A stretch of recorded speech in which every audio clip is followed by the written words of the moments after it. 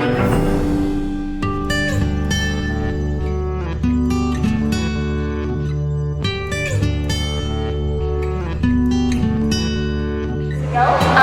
born on a farm in the state of Peru. I'm one of 6 children. My father was a farm worker on that farm. My parents, both of them, didn't have an opportunity to go to school, so they had no education. The people that employed them taught them to read and write. But my father, like Mr. Mandela, believed that education was the most important and powerful weapon against poverty and socio-economic challenges. So he encouraged all 6 of us to take education as an opportunity. So from that background, I remember my parents always somehow, despite the fact that they had really very little, they somehow find a way to help other people. So my father would fix other people's shoes, my mom would clean their houses, would fix their clothes. So they were always involved in helping other people. So that was the example set for us. And when it was time to go to university, here I must pay tribute to the teachers. Because in that small town, if there wasn't a teacher there that told us about university, university was not something that was a common term in my world at the time. So there were teachers that inspired us to go to university. I remember I had an Afrikaans teacher from Zimbabwe, and she insisted that I should get an A in Afrikaans so I could go to university. But then you come right up to the problem of funding. Where will you find the money to go to university with the challenges that you face? And my father was not sure. He said, we'll find a way. When I applied to university, I had no clue where the money would come from. And we worked, all of us worked holidays. When I was at university, I had 2 jobs to do it. But I'm not saying that everybody makes the same choices. Out of the 6 of us, 3 of us went to university, and the other 3 found a way as entrepreneurs. So they started their own businesses. Now I have to speak a bit louder. And so when I was at university already, we were in an organization called ISEC. I don't know if you know it. At the time, it was you could go anywhere in the world, and if you see someone with an ISEC t-shirt, you could go talk to them, and they'd be very happy to offer you a beer or something similar. I don't know if it's still like that, but there again, we organized around helping people to help themselves. For the last almost 10 years, I've had I still have 2 fairly large community-based projects. The one is very familiar to you at the university, that's the Rachel's Mentorship program. So we used to see some my former mentors with and my former project manager at the back. And here the idea was to help kids that are mostly first generation come to university and to prepare them better to deal with the challenges after life, after school, including coming to university. So if you think back to when you applied to university in your first year, what typically happens is they send you the information pack, right? With the information about when you have to fill out, your student number, and your faculty's calendar. If you've never been to a university and you see only that, do you have an idea of what's expected at the university? Surely not. Even today in the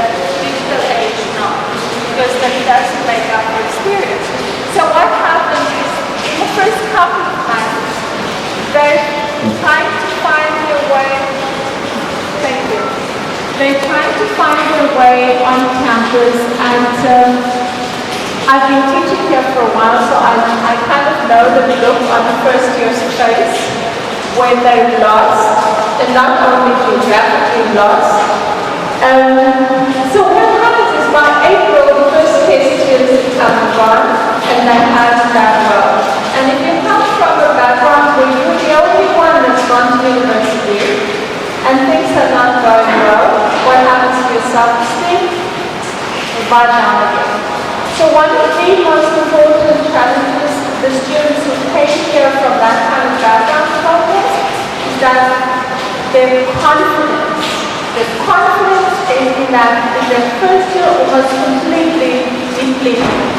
So they tend to withdraw into themselves, and it becomes a cycle of not doing well, withdrawing, and in the end they leave without the qualification. And the message that it sends to the community back home is don't go to university, don't go to that place, it's not worth it. So what we've been trying to do over the last 10 years was to try and prepare them already when they're in grade 11, so that's 2 years before they come to university, to familiarize them with how the university works. So they came to university with their mentor, they followed him or her around in the music class. I would write letters to the professors in microbiology and say there will be some speakers in your class this week, and they were all very happy to accommodate. But in that way, the kids were already like university students by the time they arrived as first years.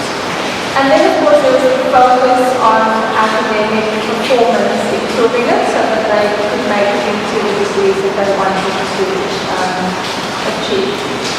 The other project is the Cape Town Carnival.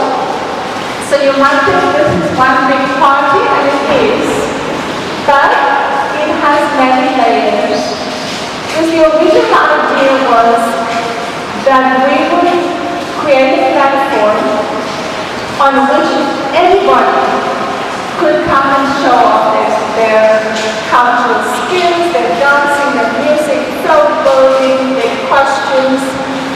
And the most important thing for me was that it would get people across barriers, people that are used to from our past, to think about us and them, that they will be working together in a fun way, and in doing that they get to know each other better. They celebrate successes because one year after another the carnival becomes bigger. So this was my dream in the beginning in 2007. Then came the financial crisis. We are cutting down on CSI, so we are not considering anything new. So it took us until 2009 to raise enough funds, and we had the first round in 2010. But what for me is so important that it's people right across the spectrum of race, age, economic abilities that are participating. And what I was reading will happen is happening in the communities through the interaction, but also in the spectators. If you happen to be at one, if you see photographs or videos, you see all the potential shapes and sizes of South Africans and foreigners at the Cape Town Carnival. And then it also creates jobs, it transfers skills, and for me what is very exciting is that for young people who would just come out of school or out of college, it gives them an opportunity to gain experience. Because we have a need for people in marketing, videography, to marshal dancers, to work with the television people. There's a whole range of jobs that you can do. So after a year at the carnival, they can go away, and that if they apply for a job, they can say, you're not experienced now.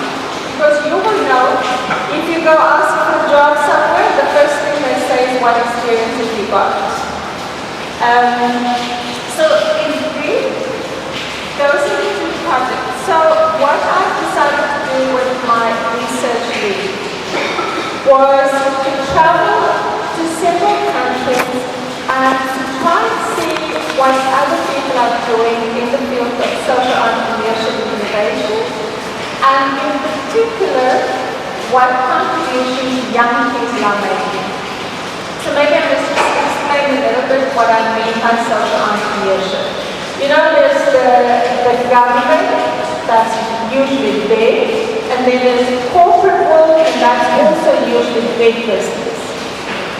But then there's a whole range of activities that happen from small to medium-sized enterprises trying to work in the spectrum of traditional business. And then there are NGOs and there's philanthropy. But then over the last 2 decades or so, a different kind of behavior starts to develop, which starts with a value proposition that says, I'm going to try and fix a problem in my society. But I realize that it has to be sustainable. Because what usually happens with an NGO or a community-based organization, as we know it from the past, is that as soon as the external funding dries up, the project also ends. So what a successful social entrepreneur does is to develop a business model to solve a social problem in a way that is sustainable. So what a social entrepreneur is, in India, was to design an Uber-like platform where all the different bus owners can upload information about their bus services, and customers like you and I could see on the app on our phones where the bus is, where the seats are available or not. And in India, because now, very recently we've seen in the news again, there have been problems with women being assaulted on the buses. This service includes a booking facility, seats for women only. So those seats are secure, they're protected, and this solves a social problem, but it's also a business that is viable. This business has become so successful that it's now expanding into Singapore and Indonesia. So what I wanted to do with my research was to talk to other researchers and talk to young people who are making a difference. And I went first to Brazil, Sao Paulo and Rio, then on to Colombia, Bogota, and then New York and the Ukraine and Slovenia and Italy. If I can just sum up, the trend is of cooperation, but it's voluntary cooperation. So I would choose to work with you. It's not somebody here that legislates that I have to work with you. I choose to work with you, we find a common goal, we put our passion and our energy and sometimes our very last cents into making that enterprise work. It's also that people are looking for meaning.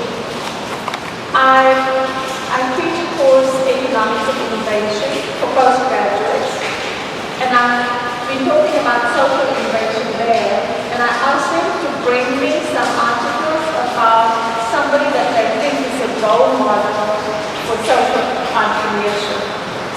Four in the class wrote this article about a guy in New York that when he was 13, he created his own band in Long Island.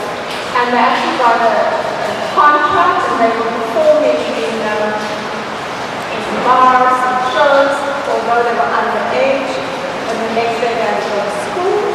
But when he was 16, he found a way to help small businesses that couldn't find funding in, for example, at the banks because they didn't have collateral to get funding, and he would take a small percentage of their equity when they then succeed. So from 16 years old to right through university, he was building this business. And by the time my students were bringing these articles to class, he was 27, and he was investing to the tune of $200 million into startups with a social entrepreneurship component to it. I'm going to close this and then open for discussion, but I also, from my interaction, realized that we as South Africans are really hard on ourselves. We are our worst critics. When we talk about, for example, when we were talking about the mentorship program, several universities say we haven't thought of doing that, preparing them when they're already at school to do better at university. There was a professor at the University of the Andes in Bogota who spent some time in South Africa, and he told me when he left here, he was quite jealous of us. I said, what? He said, no, really, because he could see that South Africa has a lot of problems, and some of them really ugly problems, but everywhere he went, he made people who were trying to solve our problems. So he was impressed that we are not hiding our problems, that we are facing them, that we publish our corruption stories, that it's not swept under the carpet. And his concern was that they are doing just the opposite in Colombia, that their poorest areas are on the coast, so far away from the cities. So in the cities, it looks like things are going really well, but the problems are just outside. And his prediction is that in 10-15 years, we would have sorted out our nonsense, and they would probably by then have their nonsense blow up in their faces. The need is so big. There's so many areas in which we can make a difference. So the first thing would be to, in yourself, you have to know yourself, so you have to find out what you care about. Because this is not, I personally think that you can't have a community project and manage it at a distance. You have to be present, you have to be involved, your mind and your heart must be involved. So you have to be very sure about the thing that you care about so much that you want to start a community project, you want to start a social enterprise. The second thing is that you have to consider what your strengths are. Sometimes I talk to people and they have really great ideas, and then they say to me, but what are we going to do when we have no resources? The point is that even if you have no money, you are a resource. You have a mind, you can read, you can write, you have skills. Again, India is a beautiful example because there, for example, law students spend time to go to schools where there are no teachers, private schools, to help the kids to read and write. So some people take for granted we can read and write. It's unbelievable what a difference it makes to somebody who can't read and write. So, first of all, you have to know what you care about enough to put your time and money in. Secondly, you have to know what you're good at. And then, you can't do it by yourself. You will burn yourself out, so you have to find like-minded people, and you have to find provide skills. And very importantly, you have to find people who also care. The last thing you want in the organization is a toxic person who's always complaining. It can be really debilitating if you have somebody in your organization that's always second guessing what you're doing. It's hard enough for you to keep, because invariably you run on a very small team. So it's hard enough to keep the team together, to use the time that you have efficiently, and to keep everybody motivated. Because you will have days where you feel like, I really want to travel into the rural areas, but you have to. If you make a commitment, you have to. Are you okay with United States also social entrepreneurship or something? No, I think it could do with a lot more recognition. Because my idea is, you hear all the talk about inclusive growth, right? And somehow people think that inclusive growth will come from up high. Not, it comes to the people who are actually taking the action. And what I've seen, particularly with the carnival, is people that have participated, who have learned new skills, who have seen the opportunities, they change their behavior. So they would say to me, in Bridgetown, for example, instead of waiting for the social grant, I'm going to, next year for the carnival, I'm going to get a license. We have a whole lot of vendors along the way now. I'm going to be a vendor. And then we, in our network, we can get them training to be a vendor. So they change their behavior. What does that mean for the economy? It means it's new participants in the economy, it's new jobs being created, it's new addition to the workplace part of economic growth. Now, my question has to do with how one orients themselves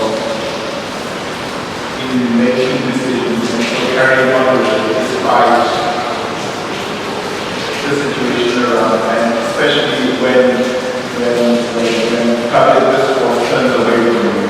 How do you continue in whatever enterprise you're engaged in? Very, very important question, because you will find people who have been doing things for a long time their way, and they would come to you and they will sit you down and they will give you a long lecture about how you have to do it. And then you might find also that people might feel threatened by what you're doing, so there's backlash. So in the first place you have to remain very calm. Seriously, you will burn yourself out if you get upset with every bit of criticism that you get. So you have to remain calm and also listen to them. What I found with one person, for example, that was very, very critical, was all you needed was someone to listen to you. You just wanted to vent for an hour and a half, and then it was okay after that.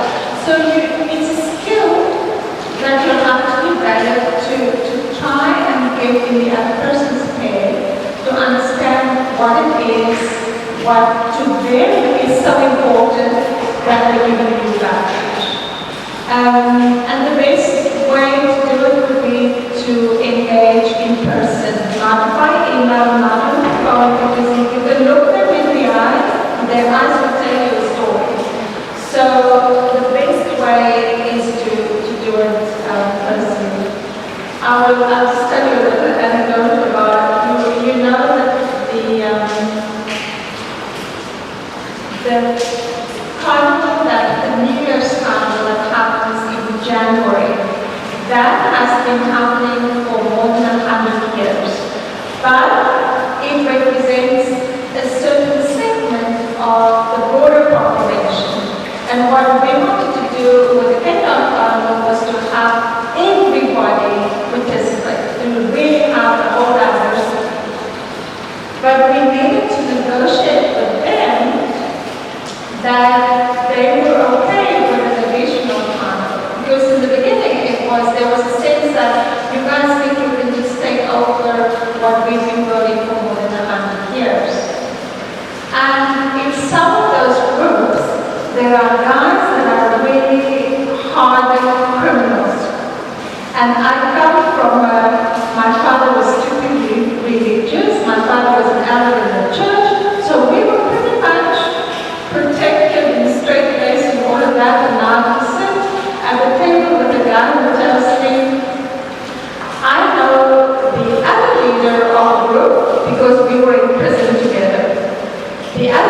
was there for armed robbery, and I was there for murder. And I have to keep a straight face. The guy across the table from me is telling me I was in prison for murder. So your first instinct is, what am I doing? Maybe I should go home. But you have to remain calm because you have to learn to work with everybody if you want your enterprise, your community project to succeed. My question is, what category do you use when you use for people attending the Princess Angels program? Because I think, I don't know if Petersburg is involved, high school, they even know about this.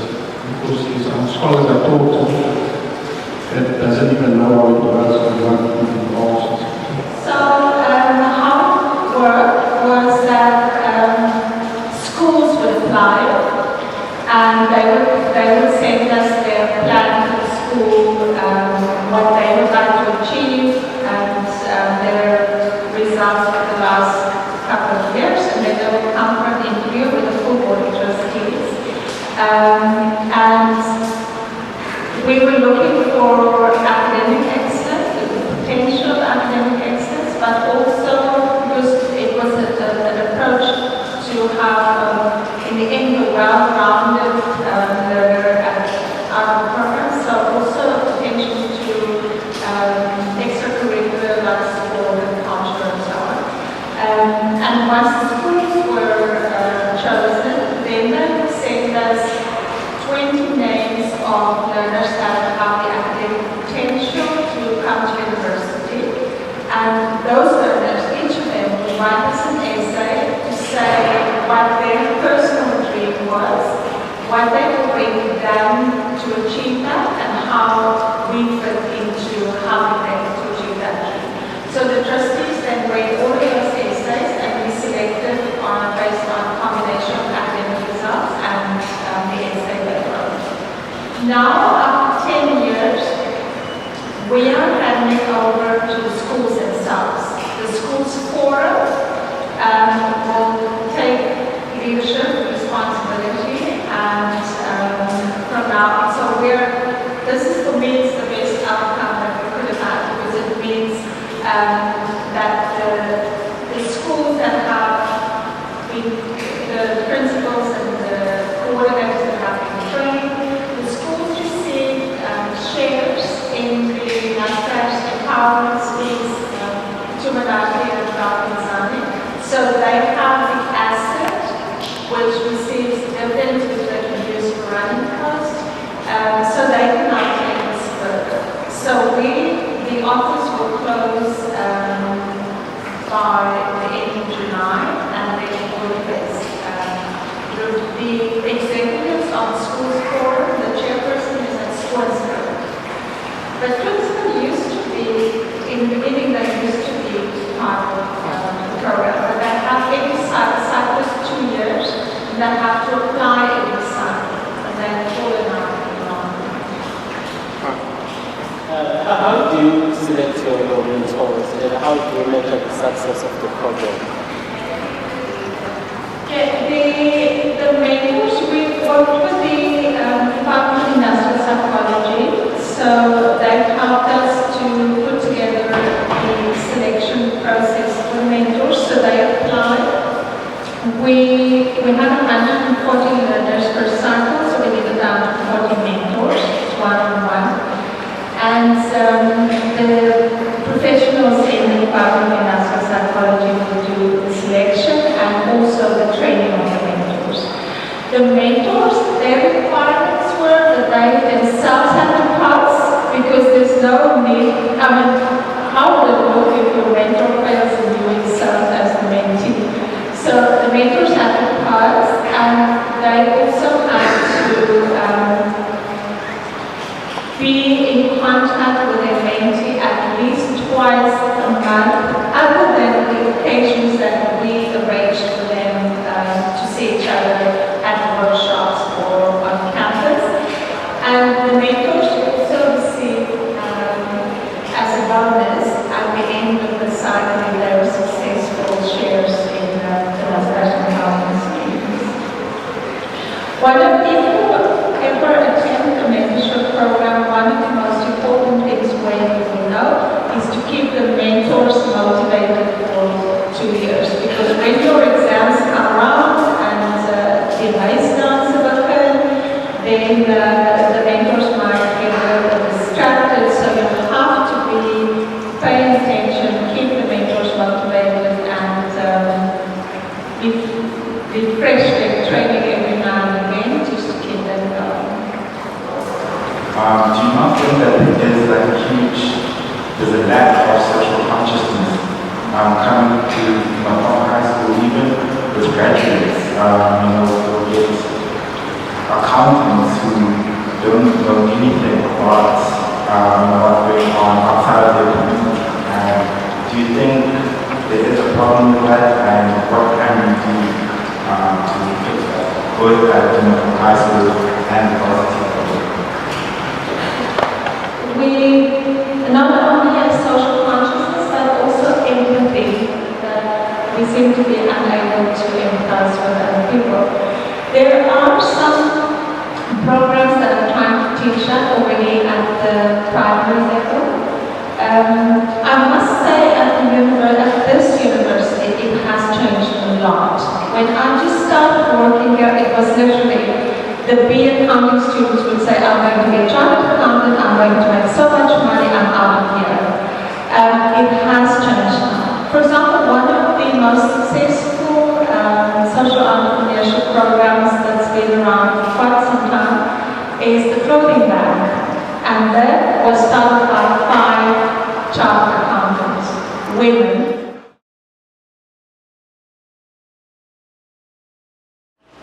My advice would be to spend enough time to get to I lived for 9 years in what is now called the Limpopo province, and there are some really poor areas there. There's an area that it looks like it's really just rocks, no grass, nothing, but people live there and people have smarts. It's only if you spend quite a bit of time that you realize where the problems lie. So on the face of it might look like nothing is wrong or they don't need anything. So, and if you spend some time with them and you realize what they want, invariably what will happen is they start questions about your life, and your life will open up a whole new world. And that might be a chain reaction. But you're absolutely right that imposing what we think is good for other people. Okay.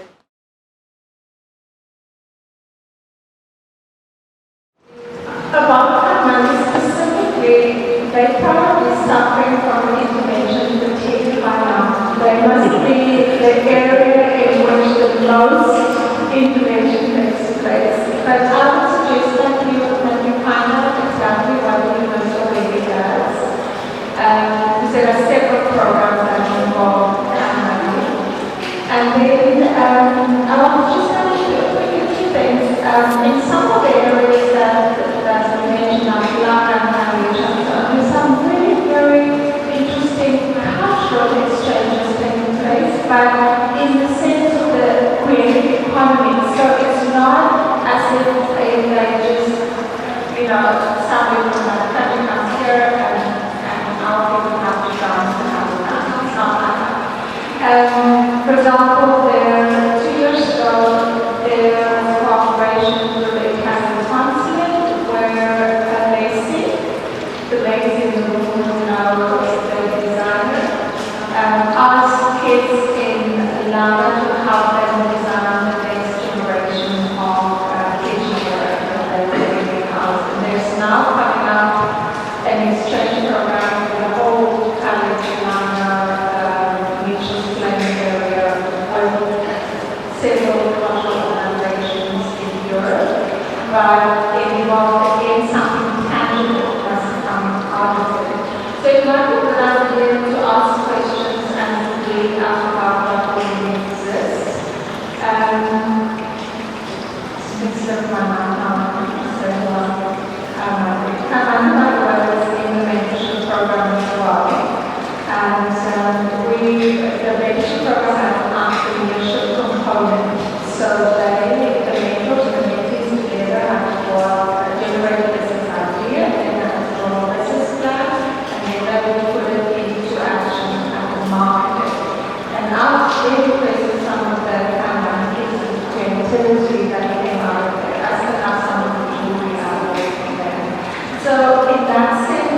they have something really that one could channel them towards somebody who could mentor them or coach them to go into business to do that. So depending on how they use the opportunities. But just to sum up, the public health pursue what we do.